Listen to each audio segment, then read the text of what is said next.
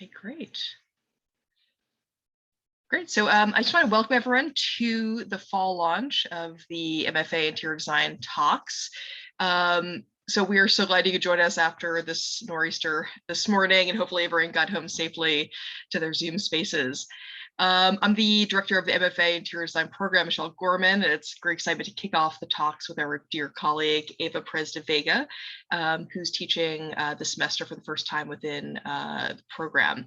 And to celebrate the launch of her incredible book, Choreographing Space. A little introduction on Eva. Eva and her partner Ian Gordon both teach here at Parsons. Eva's been here for 16 years, young, as faculty in SCE, and I believe Ian was here for around 7 years. And so Eva and Ian launched E&I with the intent to contribute well-being to our human species while also taking non-human life into account. And so I'm quoting from your book, Eva, on the description of the practice, which is multi-series approach to design, accompanied by an interest in crafting spaces, environments, and objects that promote interaction and choreograph movement through carefully sequenced spatial relations. So Eva's background studying with Martha Graham's studio just down the street from us here at Parsons merged with her design practice. And what's kind of beautiful is to see that relationship grow out of that proximity to Parsons and Southern Manhattan in her neighborhood. And her continued scholarship here at Parsons, including doctoral philosophy research in NSSR, it really expands the ideas of the bodies we design for and why, expanding our conversations within climate justice to more than human life. Use one of your beautiful images here.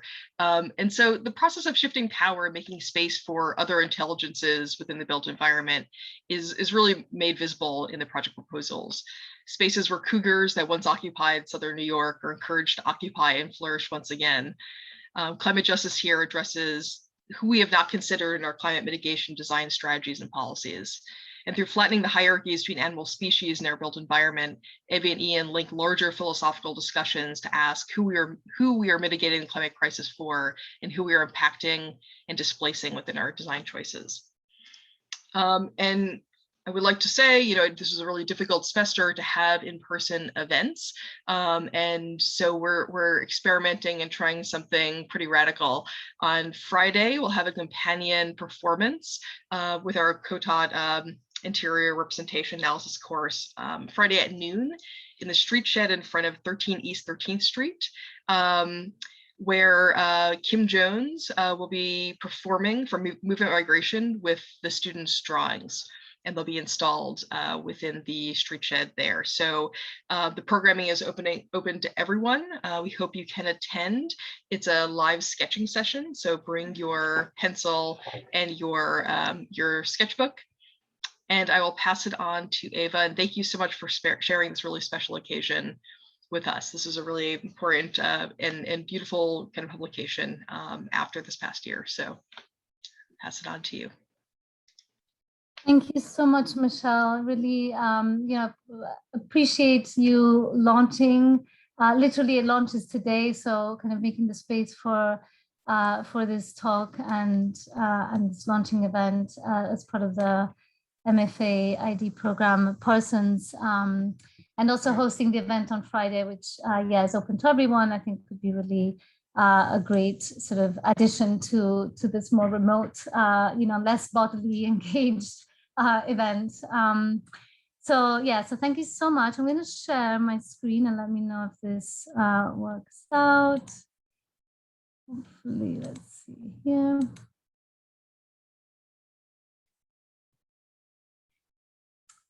Okay, are you seeing the cover here? Yeah.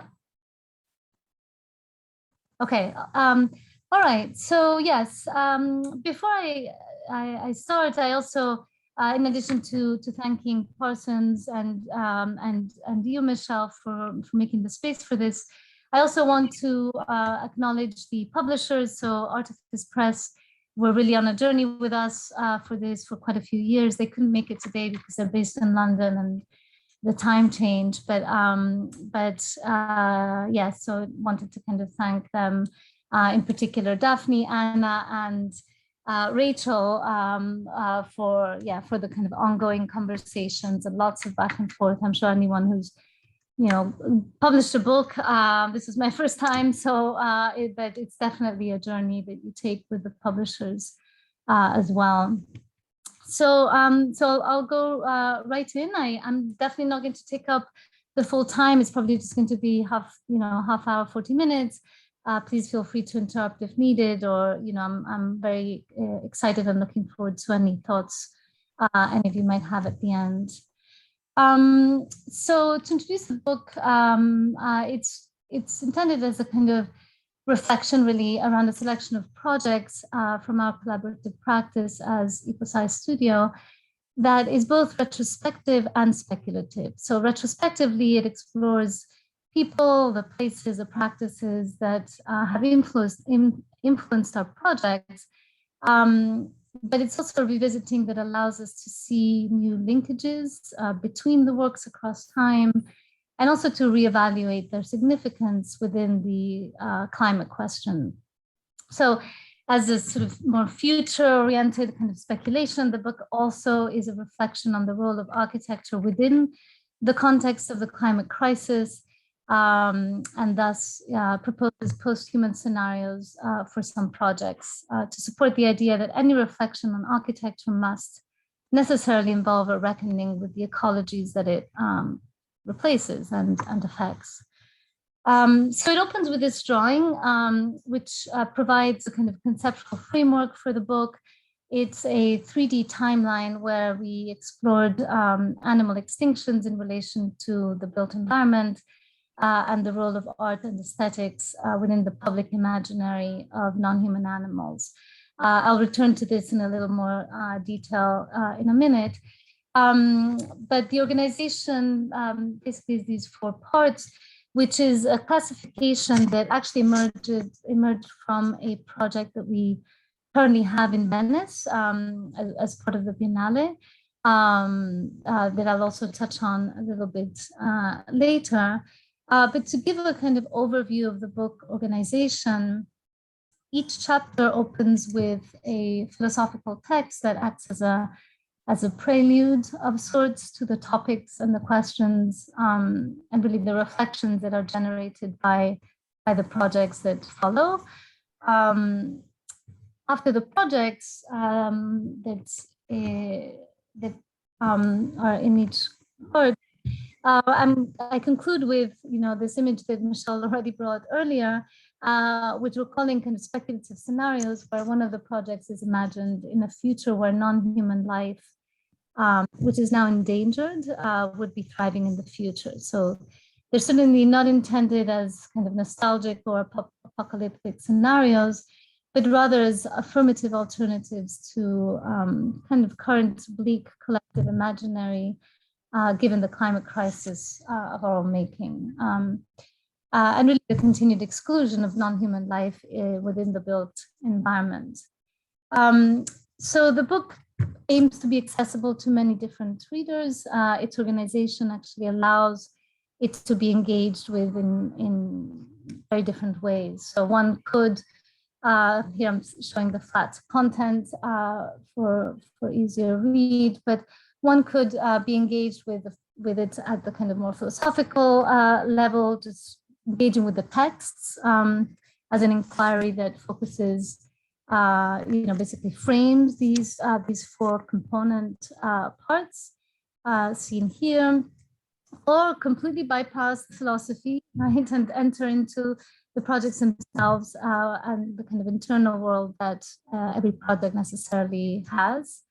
Or even taking the more speculative route with the post-human life that some projects are given, reflecting on how our condition as one species among many, basically joining us and kind of asking these questions of how the built environment can possibly adopt a more multi-species approach. So reflecting on the kind of repercussions that we have within architecture as a practice moving forward. So these scenarios, I don't know if you're not seeing this. let me move this. These scenarios allowed us to reflect on these four main conditions within the built environment that are relative to the projects and also the important resources of water and air. So we explore how the projects that are proposed for these areas would be if animals and plants that are now displaced would come back from endangerment or extinction without humans as a dominant species. Not to say that humans are out of the picture completely, but yes, decentered. So there's this kind of decentering. So we are envisioning a kind of rewilding of cities as an alternative, to these scenarios, which are can be quite depressing, honestly. When one reads the news and realizes kind of our current moment. So we know that architecture has a big role in this, and therefore it's worth reflecting on. So I want to return to the 3D timeline that kind of opens the book because it explores the connections between animal extinctions and architectural typologies. And it's actually a graphic that was a result of a kind of in-depth research year with a very talented research assistant, Ziyu Chen, who helped in this effort. And here the work was really motivated by an interest in understanding how we got here, right? How we arrived at this condition where the built environment has played a major role in the loss of biodiversity and continues to push animals towards extinction. So we ask how the built environment can adopt a multi-species approach and acknowledge the histories and biases embedded within the building typologies that have privileged a very narrow conception of the human. So trying to depart from a human-centric account of matter, the work aims to understand architecture within the ethical framework that takes into account the more than human world. So zooming in a little bit in some of the components, it's hard to read, it's quite large, but here we're exploring how human relationships to non-human animals has evolved and changed through time. So in these pre-colonial domestic typologies, how to see different forms of multi-species living, where humans and non-humans really had to kind of negotiate domestic space, right? And with the passage of time, these typologies reflect deeper levels of domestication and domination of non-human animals. So these architectural typologies have really been shaped as well by colonizing ideologies and practices of domination at different scales. Through these building types, we see certain parallels, right, between the subjugation of indigenous peoples and non-human animals with the emergence of zoos and these typologies. I'm not going to get into too much detail, but we really see this parallel of housing non-humans for human entertainment and what was happening in the kind of colonial histories.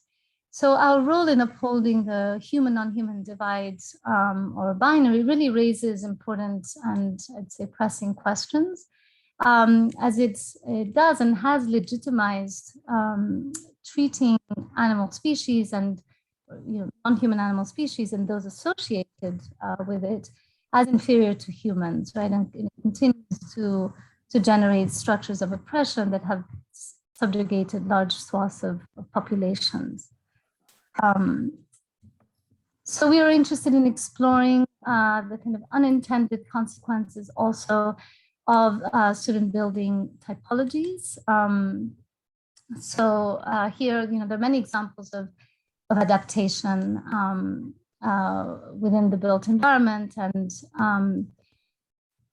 given the proliferation of human infrastructure. So we were interested in acknowledging the adaptation that has currently already happened, and that if we designed with that in mind, I think it could have radical and very positive consequences for the lives of non-human animals, right, and their kind of impending mass extinction. We are indeed within the sixth extinction. So this timeline, which I just showed some snippets of, is currently exhibited in the Venice Biennale. And it's part of so it's part of a connection to the Venice Biennale as part of the European Cultural Council.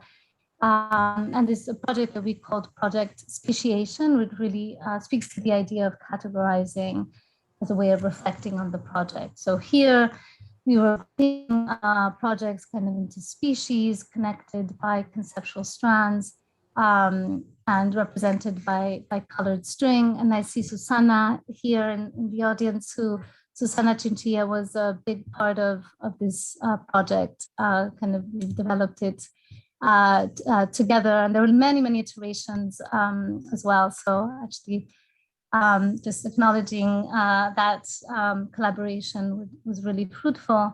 And here we were, and these were discussions also that we were having, right? We're really interested in this idea of species, right? How we kind of categorize, create these sort of social categories as a way to classify, right, these beings, right, into groups. Based on traits that are actually external to the group itself. So these are, the belief that these are not biological fixed categories, right? The concept of speciation really suggests that there's this change, that species can do evolve, right? So very different, of course, from speciesism, which, on the other hand, emerges from conflating socially engendered categories with biological ones. And again, perpetuating the human-non-human divide, which is paralleled also in the nature-culture kind of dialectic. So yeah, and this speciesism, of course, sees humans as superior, right, rational beings, while all non-humans or those associated with that category are seen as inferior and less than human. So there's a bit of that context and interest within this project that gets reflected in the book. Of course, most classifications are, that we're used to are constructed by those in the position of power to make them. And here, this is our position of power to classify our projects, to just begin to understand what their relationship is to each other and to the bigger context. So similarly, this is a kind of flat view of the project prior to being built. The book's organization really emerges from this effort to speciate our projects, much like, when living creatures are given these categories under their genus. Here we identified conceptual strands of each project and further clustered them in these 4 parts, which we called flow, engage, gather, and perform.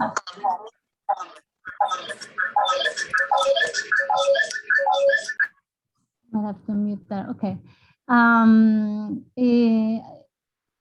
So yes, so the effort is really to kind of synthesize ideas, intents, knowing that it could always be done differently, right? And any kind of categorization could always be done differently. It's not really static or definite. Some details here of the built exhibit. But returning to the book and the content, for the first kind of category, which we called flow, here we wanted to acknowledge how our projects are most often conceived by starting from the idea of how bodies of all kinds kind of interact and flow through them. So this is a generative technique that actually some of my students who are might be here in the audience might recognize as familiar in terms of thinking about work through how it gets engaged with. So without getting into too much detail, right, the text that opens is called The Body of Architecture and Its Images, addressing the way we engage artwork within the built space. So it maps also kind of shifting conceptions of these spaces with our kind of ideologies of the body and idealized versions of the body seen here, right, in these very famous illustrations. So kind of trying to make those connections across the sort of more theoretical philosophical thinking, and a couple of the projects that I'll just point to. This project, which we call Strada Dinamica, was actually a pavilion that was designed for our cross-continent client, Ceramics of Italy, that are promoters of Italian ceramics and culture. And here it was really about designing through the idea of movement, because one of the premises was, we need this big, center pavilion. It has to be very engaging, but we don't want people to hang out for too long because they have to do business and so on. So it was really made with this idea of, yes, let's engage and kind of attract as many people as possible, but have a kind of sense of dynamic movement. So it became this sort of streetscape in a way that favors movement and dynamic interaction rather than stationary gatherings. So visitors were invited to flow through the space through multiple locations, and these kind of reconfigurable interlocking elements would afford different possibilities of movement through the streetscape. So it kind of embodies a sense of dynamic movement that is emphasized also with the sort of striation or horizontal lines of sight that kind of go across all the elements. And it gets rebuilt, assembled and disassembled. So that's also part of the consideration within the design. This project for an eyewear store, we were interested in exploring anthropomorphic figures inspired by the columns, of Rome and the remnants of the Roman form, which is often kind of an inspiration. That is, after all, where we started our collaboration. And so we were looking at this idea of a clustered series of columns that would afford different possibilities, but with the idea that decay and time would be embedded in the design. So these columns become remnants of themselves, right? As each display unit kind of disappears when a customer engages with it. So each eyewear case basically is also, or each module is an eyewear case. So during the duration, it was actually for a summer festival, it slowly disappears. So there's this kind of interesting interest in the uncanny, a kind of anthropomorphic scale of these columns that invites the viewers to approach and interact and kind of explore through this idea of the remnants. Here, this was another of these kind of speculations where, if left unappeared without excessive human intervention, one could imagine that this project would probably become engulfed with vegetation and thriving local New York plants would return, and endangered species as well. So these speculative scenarios, we're really exploring specific endangered species. So these are kind of researched within the area that can have this possible symbiotic relationship between non-human life, human structures, and plant life. So this was the kind of current shoreline condition, and part of the exploration also in the book is trying to think of alternates to what we see as the direction in which we're headed, right? So the way that we see shoreline conditions as well, let's put a big barrier, right? So that water doesn't come in, but there's a little bit of lack of imagination there. So we were trying to explore other alternatives within that, reintroducing wetlands and other ideas. So that kind of concludes flow, which was our shoreline condition. In Engage, we explore the relationship again of bodies to space with exploring themes that seem to be in opposition to one another, but actually can coexist. So the text that opens is Effects of Central Space, where looking at the relationship between psychoanalysis and architecture. through the concept of the uncanny. So it explored within also the context of the analyst, relationship of the analyst to the patient. We're interested in the kind of embodiment of uncanny qualities that deal with things that can be simultaneously, say, visible, invisible, comforting, alienating, orienting, and disorienting.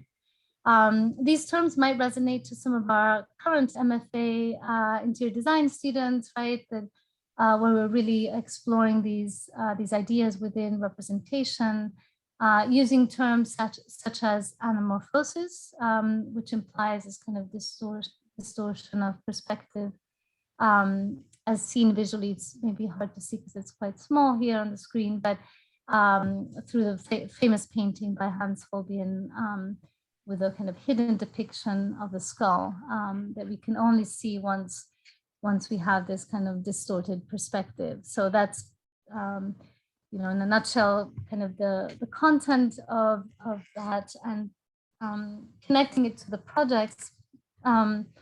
This is for a physical therapy space that we designed, where we're really looking at the relationships of bodies in pain, experiencing a built space. And it was quite an awkward, narrow, kind of U-shaped space. So it could really never be experienced frontally.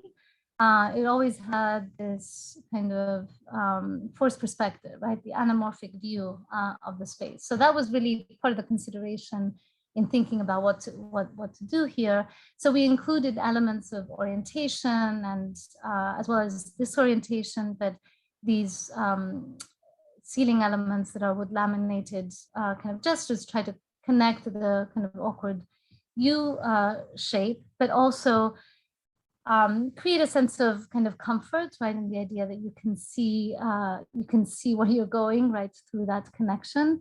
There are also things that emerged in the process. This is a detail of actually the bathroom. We had to make the ADA bathroom. Seems like lately that's part of what we actually do is convert bathrooms to ADA, right? Because we never have them in the city, and this is very kind of important public space. But there's a strange moment where the reflection of the mirrors in this corner kind of created a very strange sense of disorientation.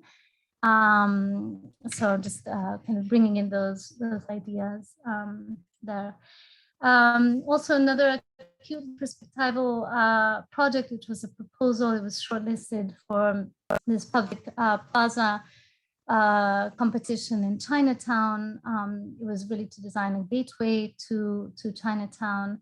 And our proposal harnesses the unique kind of site conditions, which are again this very sort of forced perspective condition in a way, into this anamorphic form, right? So highly attuned to a kind of prow-like location. So first, the gateway was about really creating an icon or something kind of loud, but rather connecting it with the local communities, enabling them to have a public space for use, as well as kind of future-oriented possibilities and recognizing the heritage of the site. It's an interesting location, kind of hinging between Chinatown, Little Italy, Soho, and Tribeca. So as members of the Chinatown community, right, Equal Size Studio, we have our office here in Chinatown. You know, we have children who go to school here. It's a sort of we are very much of the place. So we wanted to acknowledge kind of the heritage while also responding to the needs of the changing culture. So we did reference some, I think, nuanced references to certain traditional Chinese architecture with a tiled roof and cladding, but trying to kind of keep a very contemporary geometry. So yeah, the project is very much about engaging the local human communities, right? So here we are imagining it's kind of radically differently populated with different kinds of bodies.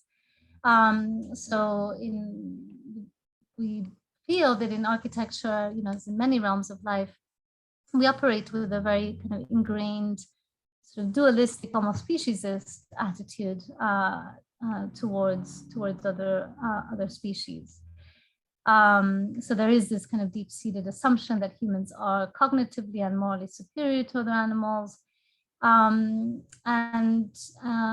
representations like this really kind of try to problematize that that human non-human divide, right? So trying to look outside of the dualistic worldview that distinguishes between animal over there and human over here.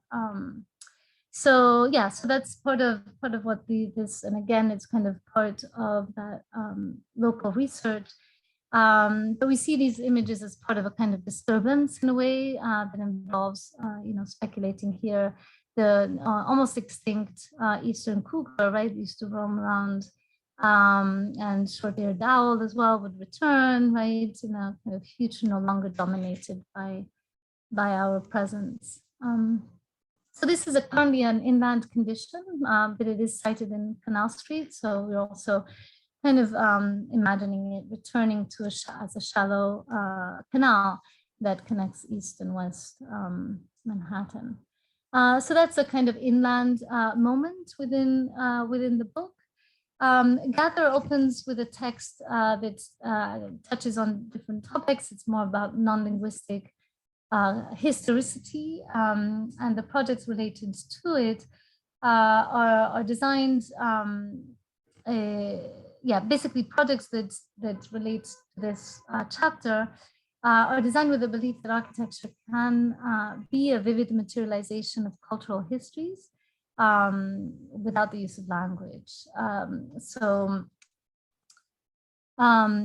Yes, to add a short thought here, built structures that surround us and form our urban reality are products of a specific kind of philosophically driven historical processes.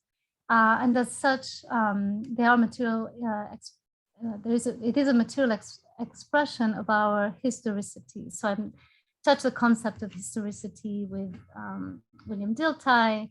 Anyway, it can get very philosophical, but the idea is that historical knowledge gained through artistic manifestations of life have the capacity to express kind of a sense of historicity in almost more deeper and multifaceted ways, because it involves lived experience, right? And involves the body moving through space.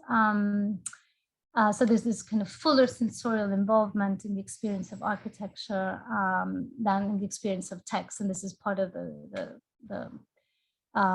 dialogue, right, with people like Dilthey and others. So not to get too much into that, this project is called Piazza Ceramica, which is also designed for ceramics of Italy, strongly inspired by the many hours we spent sitting on Piazza steps as high school students in Rome, right, where we met. But the design is really an interior public space, so it's part of this large expo, and it aims again to kind of gather people and trying to articulate it through these gradual steps that invite social gatherings and as well as casual interactions. So it was also important to kind of design for assembly and disassembly. There's something also that we talk a lot about, in class with students, but here it was really designed as a 3D puzzle so that it could be assembled and disassembled for multiple years. So it was actually the longest running pavilion that Ceramics of Italy had. So basically also trying to really counter this massive amount of waste that happens in these large scale expo events. So here you can see some of those components and the bridge shell structure. This idea of a sort of 3D puzzle emerging. This was for a competition, for a hybrid competition. Our proposal aimed to kind of continue the engineering prowess of the bridge itself with this kind of suspended cloud-like structure, which kind of reinvests the existing infrastructure with new cultural possibilities. centered around the notion of multi-species gathering. So we were also connecting to a kind of uncanny feeling of suspension and formlessness, exacerbated by the physical detachment from land and water. So this is part of the air component. So yeah, so we were proposing to really salvage, repair, and reveal the aqueduct, the current aqueduct within the high bridge, making it become the protagonist of the story by exposing the water main that really contributed to the formation and expansion of New York City. And here is that speculatively recreated without human visitors. In this proposal, it allows for flourishing ecosystems of land and air. So the kind of species emerge almost as augmented versions of themselves. So we envision the underbelly of the bridge could be the home to the long-eared bat, which is threatened. The endangered red fox also could find refuge at the base of the bridge, and other multitude species could emerge, as well as, of course, the long gone, one of the first extinct species, the mastodons and the passenger pigeons are envisioned here as actually having a space to rest during migration. So kind of looking at that kind of component that also ties to the bigger picture timeline that opens the book. In Gather, we were looking at, actually, sorry, that was not Gather. Yeah, that was Gather. This is Perform. So this is our last chapter, which really addresses a kind of codified relationship between drawing and building in architecture, but in relation to other disciplines, such as dance, music, and painting. So again, without getting too far into this, most works of architecture do have this kind of historical specificity, right, and site specificity that makes sort of their production within a moment very important to their identification, which is not like music. The part of the conversation was that relationship between architecture and other disciplines in the context of authenticity and historicity. So we bringing in just one of the projects that is within this chapter. This is mag.net, which is a collaborative project with human kinetics movement arts, led by Jana Schnitzler, who is thrilled is here. And we've collaborated on other projects as well that I'll address in a minute. But the theme here was really initiated by Jana, kind of with an interest in magnetism. So it started a conversation, almost a year-long conversation, trying to see how this interest in the body engaging magnetism could then engage built space, and how possibly the built space could augment the effects of magnetism. So exploring ways to materialize the kind of invisible force of magnetism.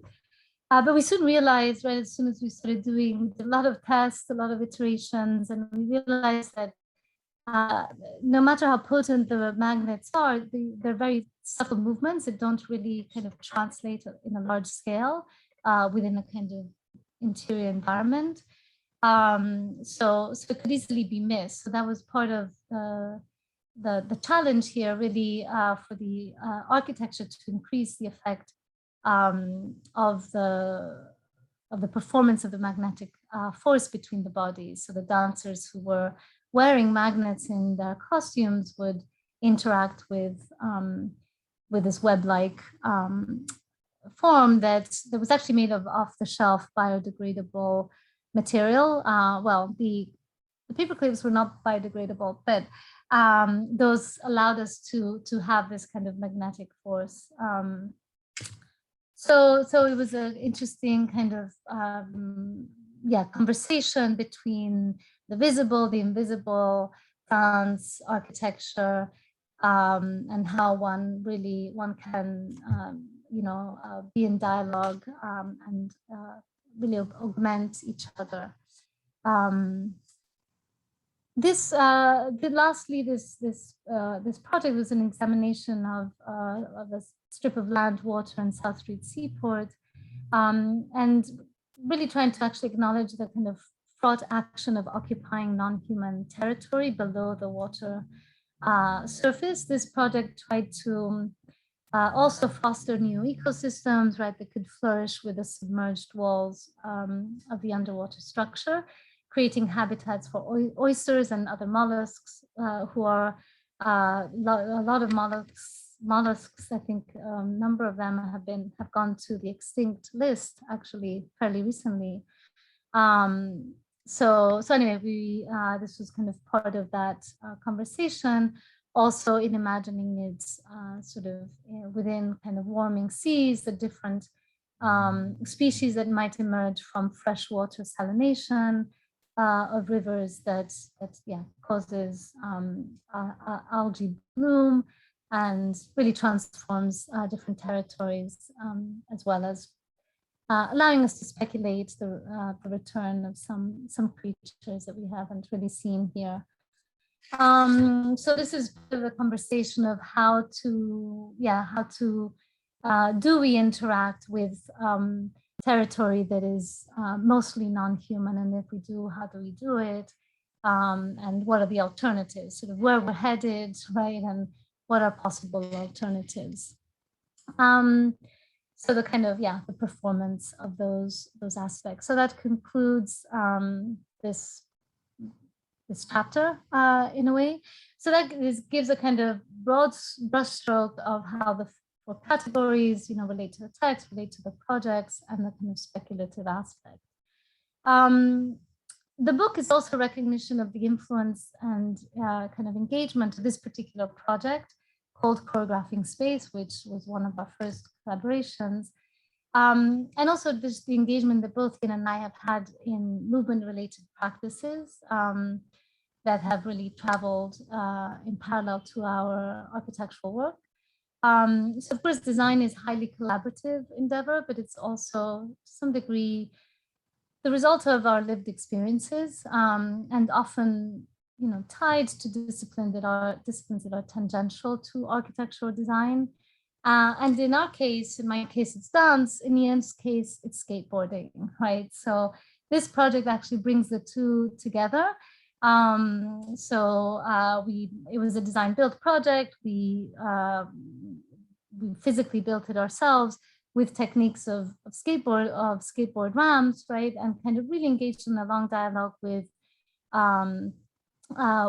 dancers who I had trained with at the Graham School, and also others who I hadn't trained with, but I had admired, and I knew the work of like human kinetics, and also Kim Jones as well. So this is kind of tying it back. This is why the book is called Choreographing Space. So this is Kim actually, who is the artistic director of Movement Migration, and at the time she was, and she couldn't join us today, but she's going to be performing on Friday. But she teaches dance Graham technique at the time, and was part of the Martha Graham company. So this project was really what started our practice to some degree. It was supported by a grant from the Lower Manhattan Cultural Council that actually emerged as an organization at that time to help revitalize Lower Manhattan after 9/11, which really became a ghost town. Stores were out of business. Anyone who could leave would leave because it was quite toxic in the air. So the communities were left somewhat stranded. So the LMCC really began with this idea of matching abandoned storefront spaces with artists and trying to revitalize downtown.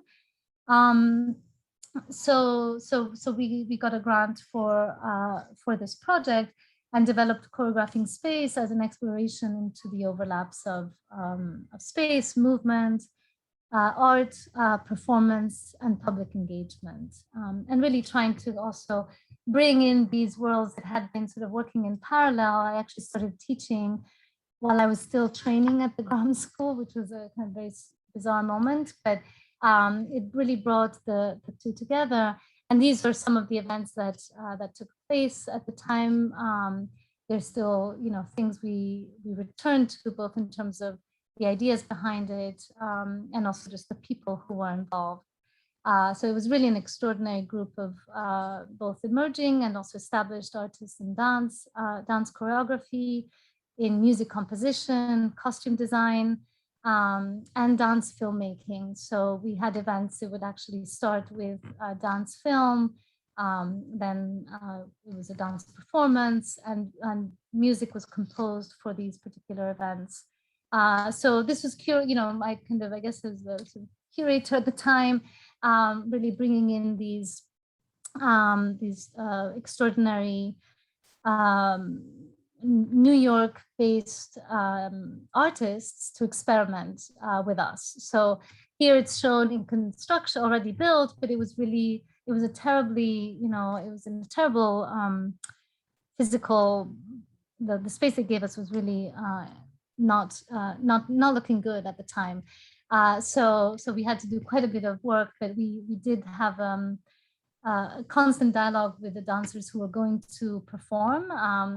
They were actually often testing out the space as we were building it. So we designed this kind of canopy and a sort of floor. Maybe you can see it in this next one. I'm not sure if it's going to play. This is supposed to be a short GIF. Let's see. Okay. Yeah, so it was a kind of interactive mesh that that sort of played with this idea of radically transforming a space through movement. Oops.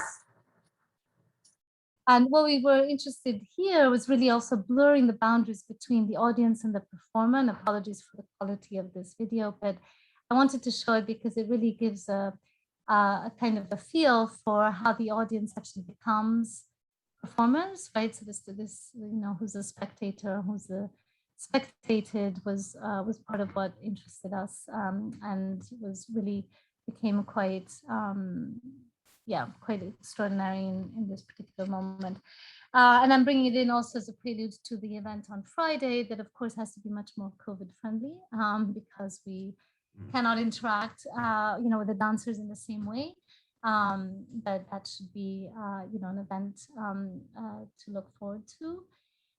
So just to conclude really this talk, I want to say that a special place is given to the thought that students will find something of value in this publication, because both of us, both partners, Ian and myself, have been teaching continuously. We've been engaged continuously alongside our practice in teaching. So it's really with students in mind that we reflect on the state of our profession, the need to engage with the climate justice, and offer hopefully an affirmative look on how to seemingly, how to connect seemingly unrelated disciplines such as dance, philosophy, and skateboarding, right, that can, hopefully contribute to the many unexpected avenues that that architecture and design can take you, right? These are conversations that we often have with students. So I'll conclude with that. Really appreciate everyone who came in today, and I know Yana is here, and we have a very special working relationship. And if you wanted to start anything conversation-wise, I would love that, and I can go to one of your images if there's anything you want to start with, or we could just open it up if there's anyone who wants to jump in. But thank you so much. I really appreciate the time.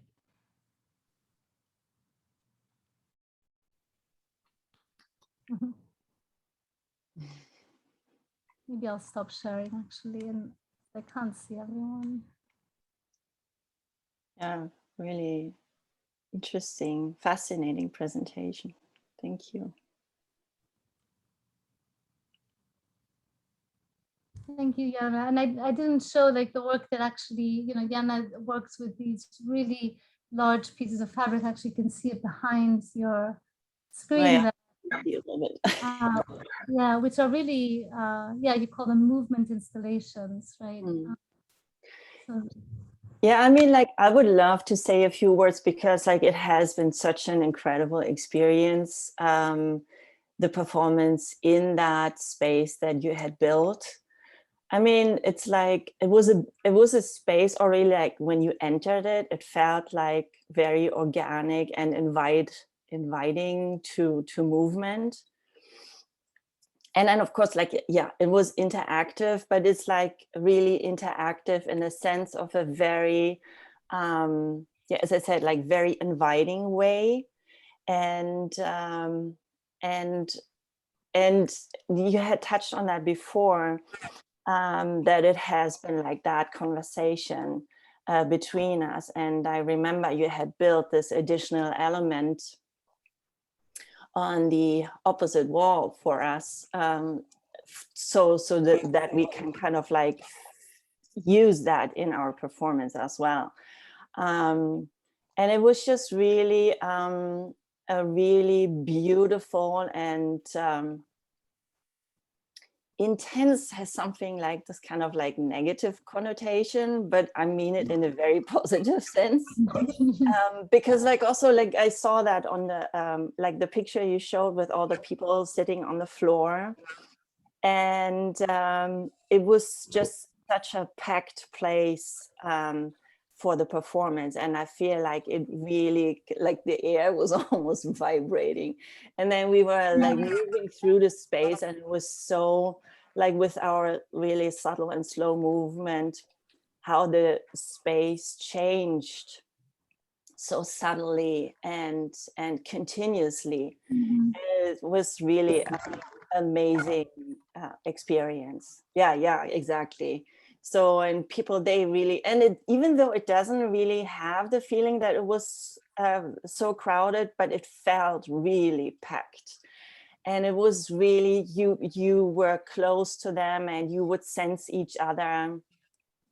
So they would really become part of that performance. And not only people sitting here, you see those, but like also like standing in the doorway, and they were watching from the outside.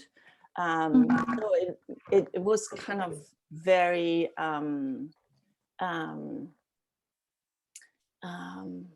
like a very focused atmosphere, and people were really there with us, and it was just, and because we didn't perform to music, so it was very, very quiet. It was really silent in there. And it was a really amazing experience to subtly and continuously shape the configuration of the space that you had created. So and I feel like it was such a deep understanding between us also in that collaborative process, so that we kept working together. So I just wanted to say like thank you for this like amazing experience.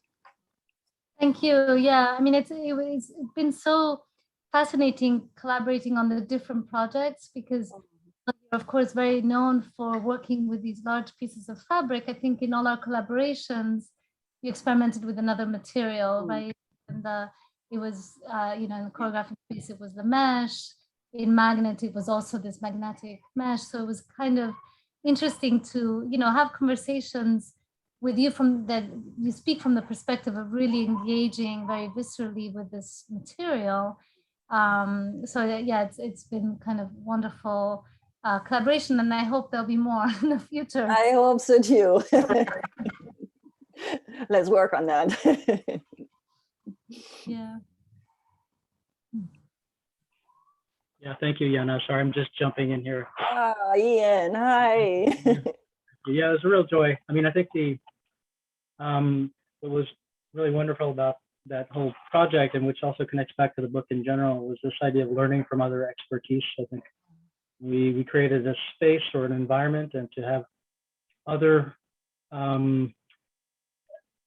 users come and inform and kind of give it life. I think it is kind of reflective also of how we're looking back at our past projects and reimagining, hoping to learn from other ecosystems and user groups and behaviors and environmental conditions. And maybe also that the way the title of the book, Choreographing Space, is about kind of managing many different factors that are, some under our control and some not under our control. Yeah, and so I think it's a kind of a way to bring it together. I'm so glad to see you, and I just want to also thank Eva. I think this book is 90% in part because of her tremendous effort over many years, and I'm really kind of a supporting actor. I give feedback, and these are definitely our collective projects, but this is, I think, Eva's sort of, or her effort. So I just want to point that out. Thank you.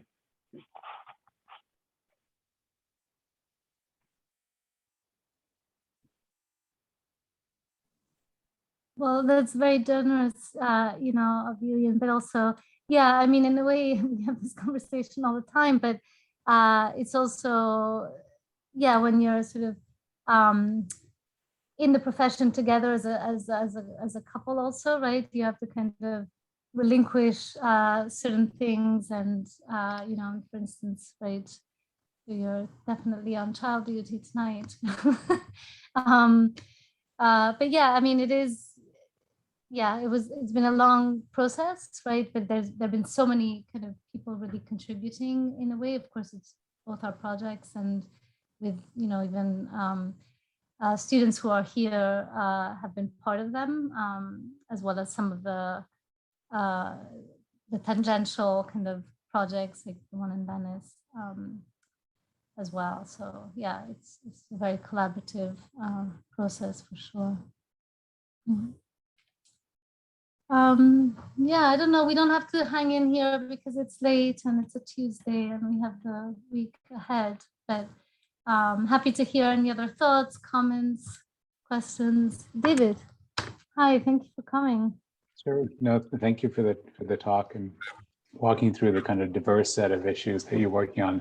Everything from questions of choreography to form, to the tendency to center the human above a broader range of animals that occupy this earth, to which we are doing vast detriment to their capacity to survive. And I'm curious about this intersection in your work between thinking about essentially biodiversity, decentering in some ways the human, and the struggle that architecture has in focusing upon the form.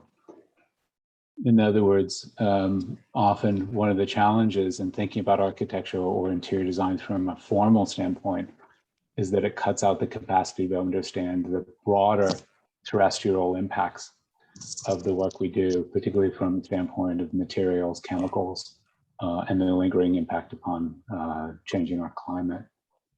So I'd love to have you talk about that challenge between the interest in a kind of formal disposition and the gap between, or the way in which the formal disposition can keep one from really looking at the broader systemic cyclical conditions of a material-based practice, where the material-based practices are actually the things often doing greater detriment than the proposition of the form itself, and how you work those kind of challenges out in your thought process as you're trying to get at this question of diversity and survival of species.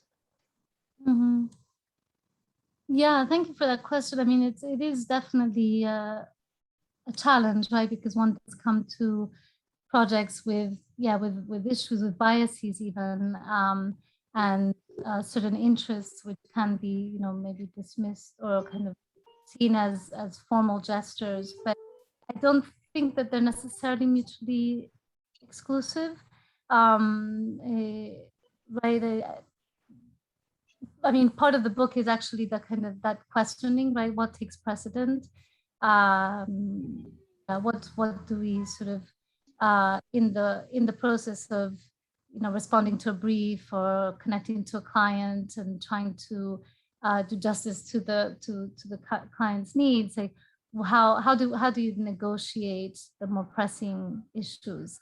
And that's definitely been a challenge for us, in particular when there is actually a client involved. That's usually the most challenging. But in terms of the kind of the formal question, I mean, maybe there's a reference to a kind of to certain interests which deal with aesthetics, but I also don't. I would like to think that they don't have to be mutually exclusive, right? In the same way that sort of material logics that might start with the understanding of, using a material that we know is not harmful for the environment. It has certain kind of affordances, certain formal ways in which it comes together to become, something more than the material, right? So kind of, maybe reflecting also on that, the idea of the kind of morphogenetic quality, right, of the materials. Maybe they could be more in dialogue with non-human life. So one of the things we're exploring more now is actually that. So how would kind of the skin of a building or a lintel really change if we designed it with the idea that that migratory birds could actually perch here and nest, right? So that is, is an interest. It's a formal moment within the building, but it can be kind of, I think, addressed, with the idea of non-human life thriving.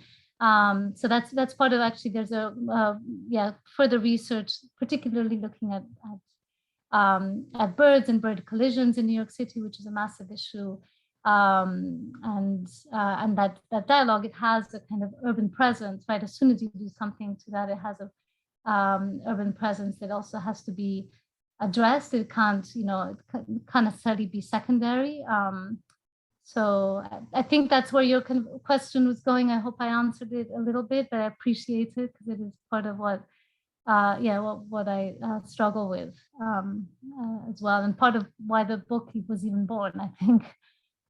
Thank you.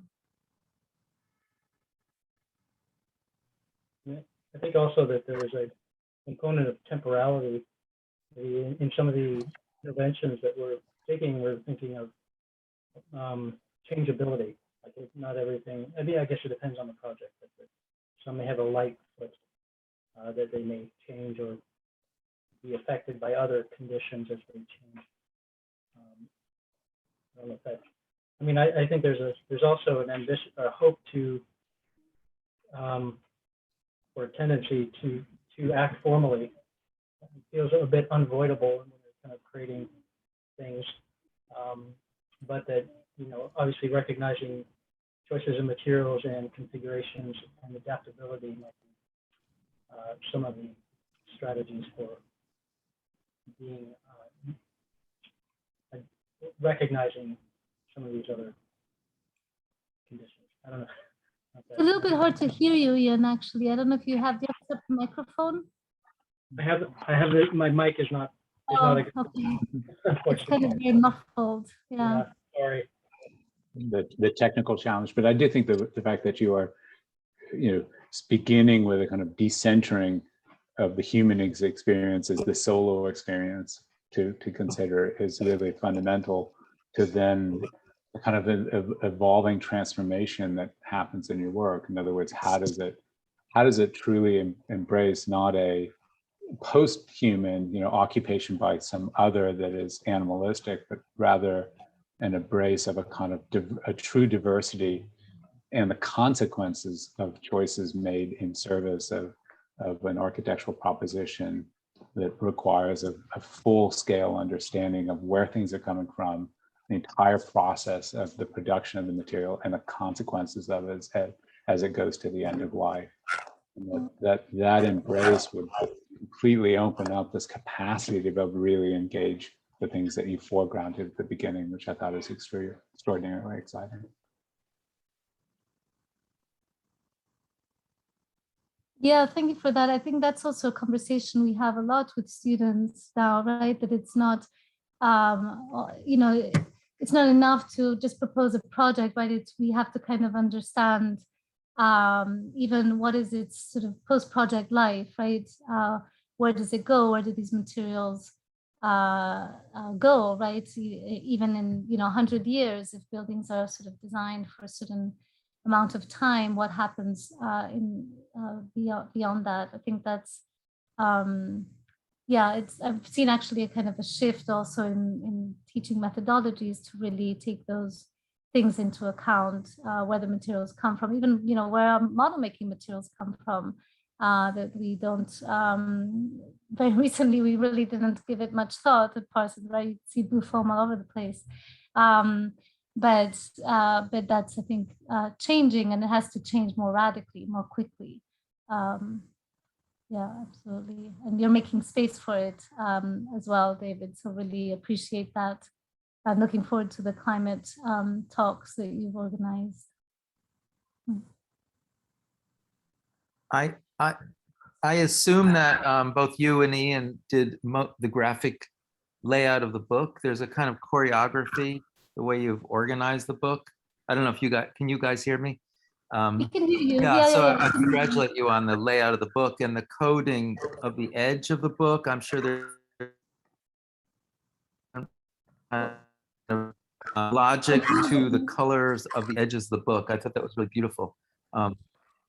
Also, you bring to your work your experience as a dancer. And I think whenever there's, you know, and I hate this cliche, but crossing of boundaries between dance and architectural form, I think there's a spark that you bring to the profession. So congratulations on that, both you and Ian, for this amazing work.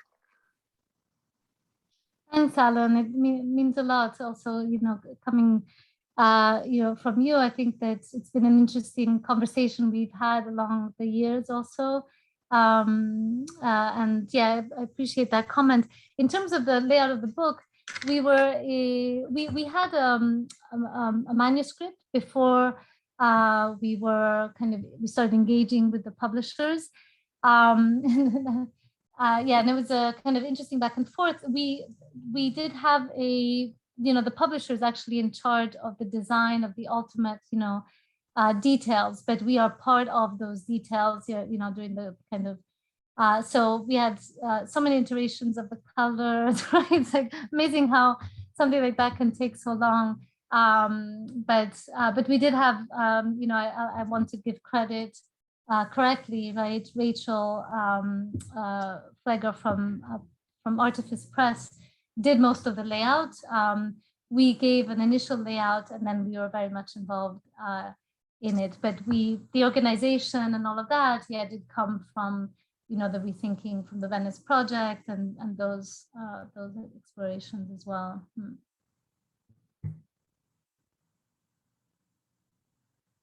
Yeah, but she's a very talented graphic designer. So yeah, giving credit to her as well. But there are many iterations, of course, you know, and I know you went through that also with your book. But we are happy to have that that expertise for sure.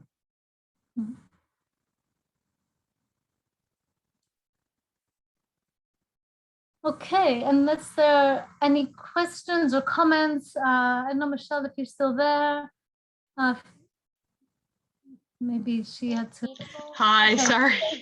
It's dinner time over here for the Yeah, kid. I know, it's getting late, so. No, but that was really beautiful, and I just want to say how appreciative I am of sharing, I think, you know, in your work, and also just the practice of, you know, teaching, learning, you know, in terms of your philosophical research, your practice, your archaeological thinking, and how they, and your writing, and how they all begin to feed into each other to form your practice. I always say you're the busiest person that I know. Thank you so much a lot.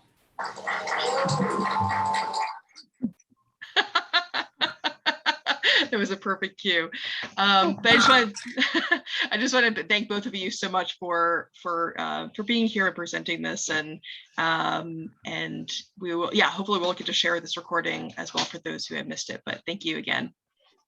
Yeah, and appreciate also students who joined us and anyone taking time out of their evening. Thank you, and always open for conversation in other occasions as well.